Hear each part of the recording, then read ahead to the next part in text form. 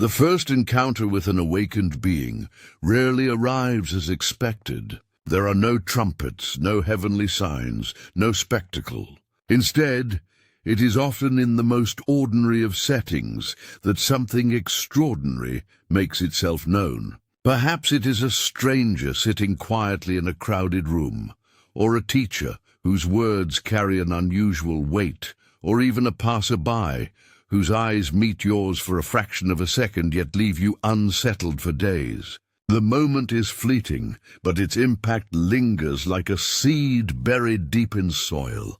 You sense it without knowing why. This person is not like the rest. The difference lies not in clothing, not in speech, not even in intellect, but in presence itself. Presence is a strange thing, difficult to define yet impossible to ignore. When you stand near such a person, the air thickens, as though time itself bends slightly around them.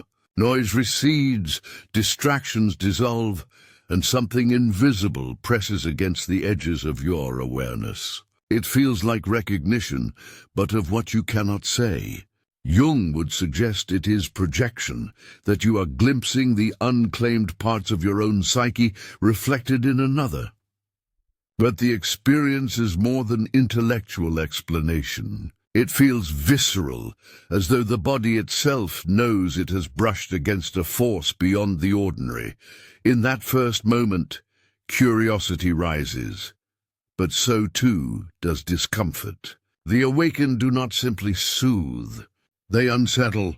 Their gaze is neither soft nor cruel, but piercing in a way that leaves you exposed. You feel as though they see something you have spent years hiding, as though no mask, no performance, no carefully constructed identity can withstand their quiet scrutiny. This is why their aura is both magnetic and intimidating. Part of you longs to be close to them, to understand what radiates from their being. Another part longs to flee, to retreat into the safety of the familiar, where you cannot be so nakedly seen. The aura of the awakened carries paradox within it. It is gentle yet fierce, inviting yet unyielding, comforting yet disturbing. Jung described individuation as the uniting of opposites, the reconciliation of shadow and light within the psyche. Those who have walked that path embody its paradoxes. They have descended into the depths of their own suffering, faced the raw truth of their shadow, and returned carrying something luminous. And it is this luminosity, born not of denial, but of integration, that gives their presence its rare quality.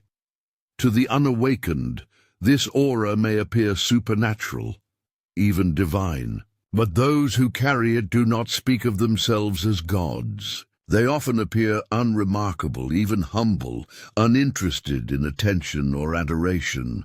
Yet the difference remains undeniable. Imagine walking through a dark forest and suddenly stumbling upon a clearing bathed in moonlight. The forest is the same, yet the clearing shifts everything. That is what it feels like to encounter one of these rare souls. The ordinary world, suddenly infused with a light that seems to come from nowhere. What follows this first glimpse is often confusion. You may find yourself asking questions you cannot answer.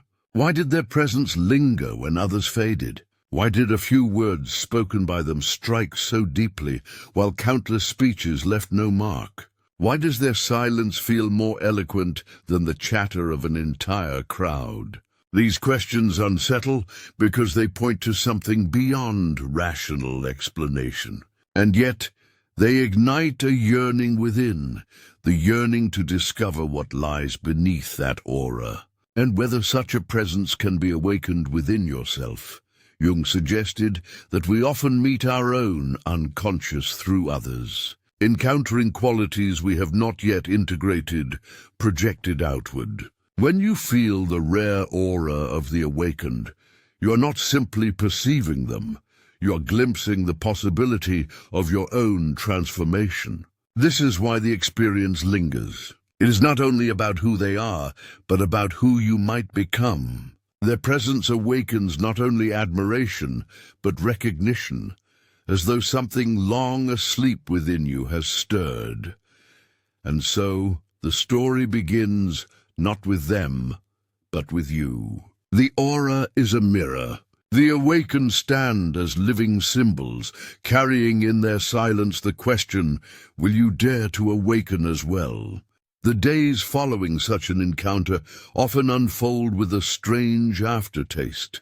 You go about your routine, the same streets, the same conversations, the same rituals of work and rest.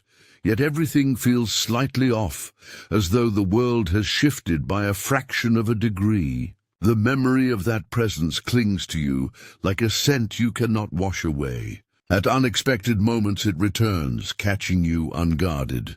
A phrase they spoke resurfaces in your mind, echoing louder than the noise of daily life. Even their silence begins to feel like a language you are still learning to decipher. You try to dismiss it as nothing, a trick of perception, but the unease refuses to leave. Something within you has been touched, and it does not wish to return to sleep. The aura of the awakened often acts as a catalyst. It stirs parts of the psyche that have lain dormant, places you carefully avoided because they threatened the comfort of your identity. The Jungian self, the totality of being beyond the ego, seizes the opportunity to announce its presence. The ego, however, resists. It prefers stability, control, the predictable cycle of familiar roles. And so you find yourself torn between two impulses, to cling to the old life with its safety, or to step toward the unknown that their presence has revealed. This tension is the beginning of transformation. There is also a peculiar sense of exposure. The awakened seem to strip away pretenses without effort, leaving you to confront aspects of yourself you would rather keep hidden. You may notice how shallow your conversations often are, how much of your life is built on distraction, how rarely you dwell in silence. Their mere presence becomes a mirror, reflecting not only your potential, but also your evasions. It can feel unbearable at times, for who among us truly wants to be seen in full? And yet, to be seen is also to be freed. What unsettles most is not their knowledge, but their authenticity. The awakened do not posture, they do not seek approval, they do not bend themselves into shapes to fit collective expectation. They simply are. This unshakable beingness carries a strange power, because it reveals by contrast the restless hunger that defines so many lives. When faced with such wholeness, you begin to sense your own fragmentation. Their stillness emphasizes your restlessness. Their clarity exposes your confusion. Their acceptance of paradox, of both light and shadow, reveals your endless struggle to present only half of yourself to the world. And yet, even as this confrontation stings, it awakens a longing. You begin to wonder what it might mean to live with such presence, to walk through the world without fear of judgment, to speak only words that carry necessity, to exist without the constant need to prove, to defend, to mask. This longing is not envy, though it may begin as such. It is recognition, the soul remembering that it too is capable of such wholeness. The aura does not demand imitation, but invites transformation. It does not say, be like me, but rather become who you are. Still, the ego resists with all its strength. It whispers excuses. These people are rare, chosen, exceptional, nothing like you. It insists that awakening is impossible in the midst of ordinary life. It tells you that comfort is better than truth, safety better than freedom. But the seed has already been planted, and no denial can undo it. Once you have glimpsed the awakened, you can no longer wholly believe in the illusions that once satisfied you. The curtain has been drawn back, and even if you close your eyes, you know the stage has changed. In this way, the first glimpse of the awakened is less about them and more about the fracture it creates in you. It opens a fault line between the life you have known and the life you might yet discover. It is both gift and wound, blessing and burden. For while you may try to return to your old ways, part of you will forever remain restless, listening for that rare vibration in the air, that aura that whispers of something beyond.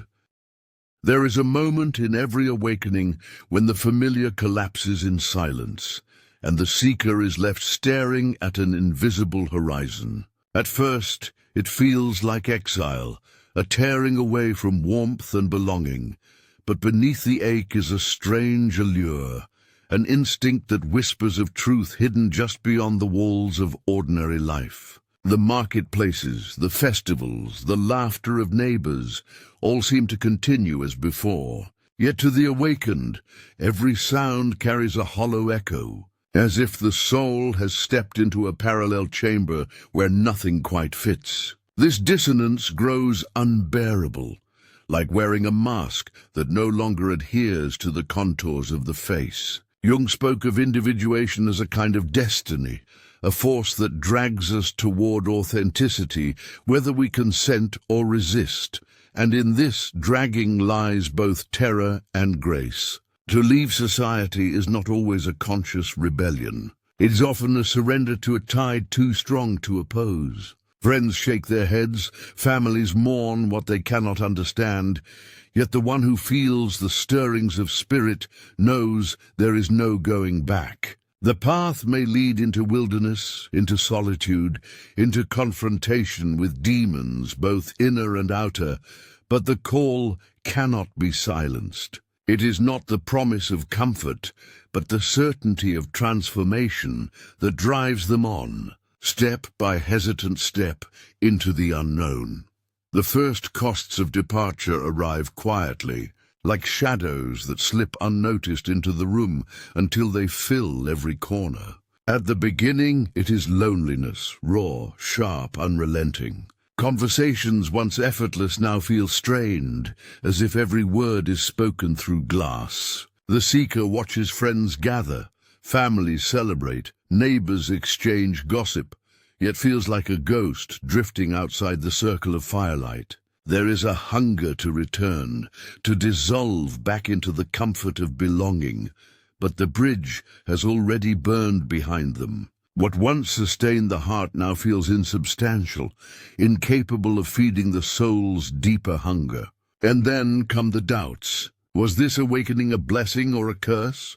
Was the voice that called them forward a spark of truth or the whisper of madness? Nights stretch long and cold with these questions, their silence heavier than any crowd. Yet within this crucible of doubt, the fire of transformation smolders. For only in the absence of all that is familiar can the spirit test its strength. The seeker learns to bear solitude as one bears a wound, carefully, reverently, until it begins to heal into something new. And though the world sees only estrangement, within that estrangement lies the first taste of freedom, fragile but undeniable, like dawn trembling on the horizon after a long, unforgiving night.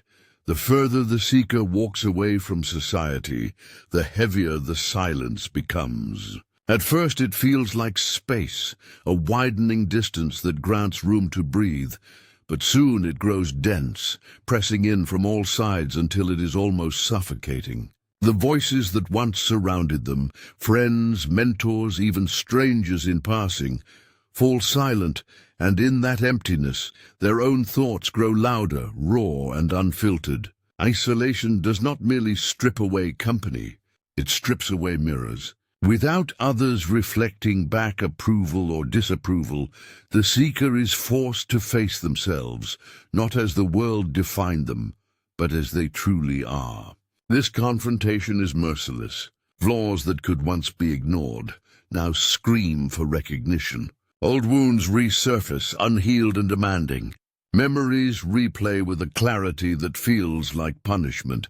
Yet beneath the pain lies a strange truth. The soul is being asked to carry its full weight. Jung saw this descent as inevitable, a journey through the shadow where the rejected parts of the self rise demanding integration.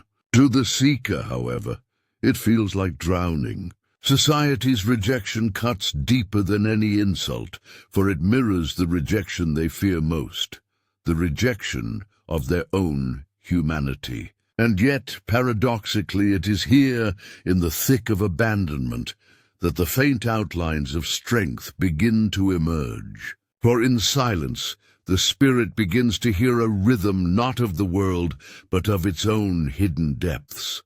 The silence hardens into trial. Days blur into one another, the sun rising and falling with mechanical indifference, and the seeker feels as though time itself has conspired to dissolve meaning. Without the scaffolding of routine or the distractions of society, every hour is filled with an aching emptiness that demands to be confronted. Hunger gnaws more deeply, not of the body but of the soul. The seeker begins to crave voices, touch, the simple recognition of being seen, and when none arrive, the mind turns inward, spiraling between clarity and despair. It is in this crucible that illusions shatter. The self once built upon roles and identities now crumbles, leaving behind raw presence, terrifying in its vulnerability, yet strangely pure. Nights are the harshest. Darkness settles not only around but within, stirring visions, both grotesque and sublime. Shadows crawl at the edges of thought, whispering of failure, of futility, of madness. The seeker learns the weight of despair intimately, carrying it as though it were an iron chain bound to the chest. And yet, in this abyss, moments of piercing light arrive unexpectedly, the cry of a bird at dawn, a shaft of moonlight falling across stone, the sudden realization that even in solitude, the world is still alive, still whispering. These small revelations keep the seeker tethered, reminding them that beyond the suffering, something waits, something that only endurance can uncover. The longer solitude stretches, the more the seeker realizes that the true threat does not come from the outside, but from within. Left alone with themselves, a mirror rises, dark, unyielding, merciless. Old fears resurface with teeth.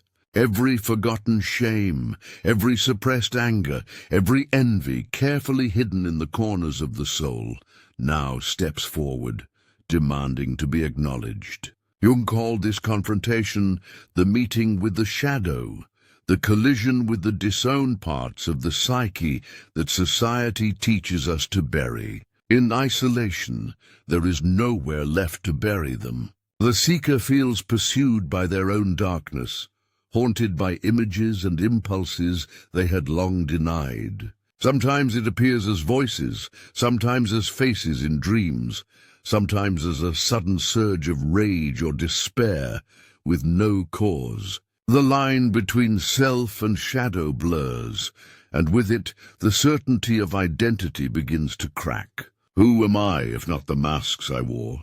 Who am I if I contain both the noble and the vile, the luminous and the grotesque? The temptation to flee is overwhelming, to run back into the noise of the world where these questions can be drowned out by distraction. Yet the seeker knows this escape would mean betrayal, not of society, but of their own becoming.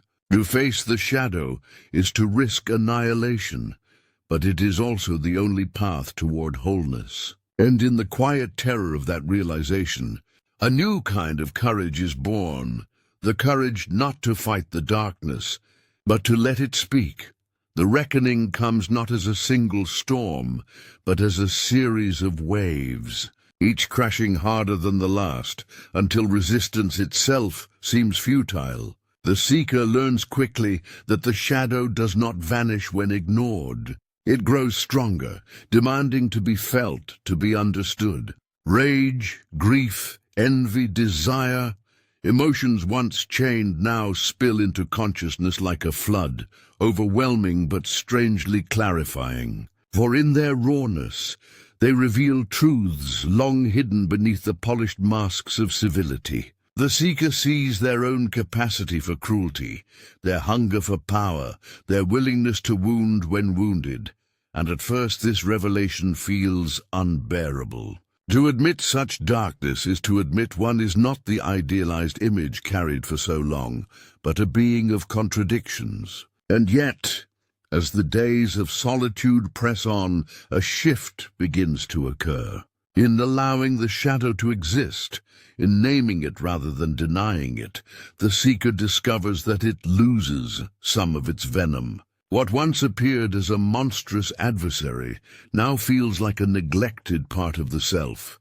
Dangerous, yes, but not beyond redemption. Jung wrote that wholeness is found not in perfection, but in the union of opposites. And it is in this union that the seeker finds their first fragile taste of integration. Still, the cost is high. The comfort of old identities lies in ruins, and the person who once belonged to society no longer exists. What remains is something raw, unfinished, yet undeniably real. The shadow has not been destroyed but embraced, and in that embrace the seeker glimpses a strength unknown before, the strength to stand alone, even when the world cannot understand. When the seeker emerges from the solitude of shadow, it is not into light, but into the gaze of the world, and that gaze is heavy. Society does not welcome those who have stepped beyond its boundaries. To the ones who stayed, the seeker now appears strange, unsettling, perhaps even dangerous. Their silence is mistaken for arrogance, their distance for rejection, their questions for defiance. Whispers follow them like smoke, words of pity, suspicion, or ridicule, and every glance carries the sting of alienation. The weight of this judgment presses hard, for human beings are bound by an ancient hunger for belonging, and to be cast out is to feel a wound deeper than hunger or thirst. Yet in this wound something remarkable occurs. The seeker, having already faced their own shadow, recognizes the world's judgment for what it is: projection. Those who whisper see not the seeker, but the reflection of their own fears, their own unacknowledged darkness. Still, recognition does not soften the blow. Every exclusion cuts. Every door closed deepens the ache of solitude. Every severed tie reminds them of the cost of awakening. And yet within that pain lies a growing resilience. The seeker begins to carry their isolation not as a curse, but as a strange kind of armor, forged in trials that few could endure. For though the world's weight is crushing, it cannot destroy what has already been tempered in the fire of shadow. And in this recognition, a subtle strength rises, the knowledge that to walk alone is sometimes the only way to remain true. Exile deepens not with chains, but with absence. Invitations grow scarce. Conversations fade, and the seeker begins to feel like a figure half erased from the canvas of society. The village square hums with voices, but none call their name. Families gather at tables, yet there is no place set for them. It is a peculiar kind of invisibility, painful in its sharp edges, but also liberating in ways difficult to admit. For as each tie phrasen falls away, so too does the pressure to perform, to bend, to belong. Freedom arrives like a double-edged blade. It cuts the bonds that once suffocated, yet leaves the flesh raw and exposed. The seeker learns to live without applause, to walk without recognition, to speak without expectation of being understood. At first this feels like death, but slowly it reveals itself as birth. A shedding of skins that no longer fit, a clearing of space for something unknown. The world may mark them as outcast, but in the silence of that rejection lies the first unfiltered breath of authenticity. The burden of exile presses hard, yes, but beneath its crushing weight stirs an intoxicating realization. If one no longer belongs to society, then one is free to belong wholly to themselves. That freedom is terrifying, but it glimmers with promise, like a door barely ajar at the edge of a long corridor. The burden of rejection begins to shape itself into something unexpected. What once felt like exile now begins to resemble initiation, as though society's scorn were a trial designed to strip away illusions and forge endurance. The seeker, standing apart from the crowd, begins to notice what those within it cannot see. Patterns emerge, the frantic cycles of desire and distraction, the way people cling to roles that devour them, the silent fear hidden behind laughter. It is not judgment that rises, but a kind of sorrowful clarity, an ache born from seeing too much. To carry such vision is both gift and torment. The seeker no longer belongs, yet this very distance grants a perspective unclouded by the demands of conformity. Nights once spent grieving exclusion now pulse with a new fire, the realization that solitude has carved space for insight, and insight has carved space for strength. But the weight remains, for every truth revealed carries a cost. Knowledge isolates as surely as it illuminates, and the seeker learns that wisdom is not a crown, but a cross. Yet within this crucible, something indestructible begins to grow. The capacity to stand without approval, to endure without recognition, to live aligned with an inner compass even when the world turns away. The weight of the world is heavy, but the soul that bears it begins to feel strangely unbreakable, as though exile were not merely loss, but the beginning of an uncharted power. Resilience does not arrive all at once. It unfolds in quiet increments, like dawn pressing against the edges of night. The seeker, still marked by wounds of rejection, begins to sense that these scars are not merely reminders of pain, but inscriptions of survival. What once felt unbearable now feels like proof of endurance, proof of standing when all else tried to force collapse. This strength is not loud, not the kind celebrated in songs or carved into monuments. It is the strength of breathing when breath feels impossible, of walking forward when every step cuts the feet. In this hidden resilience lies the seed of transformation. Slowly, the seeker realizes that the world's weight does not diminish, yet it presses differently now, shaping rather than crushing, forging rather than destroying. The heart begins to whisper a strange truth, that perhaps exile was never punishment but passage. By carrying burdens alone, the seeker has grown capable of bearing what others cannot, of holding pain without breaking, of touching despair without dissolving into it. This realization does not erase sorrow, but steadies it, turning anguish into a teacher rather than an executioner. The seeker, though still unseen, begins to glow with a quiet certainty, the faint shimmer of someone who has walked through fire and learned not only to survive it, but to carry its flame within. And so resilience becomes not just endurance, but a silent declaration to existence itself. I am still here. I will not vanish. I will not bow.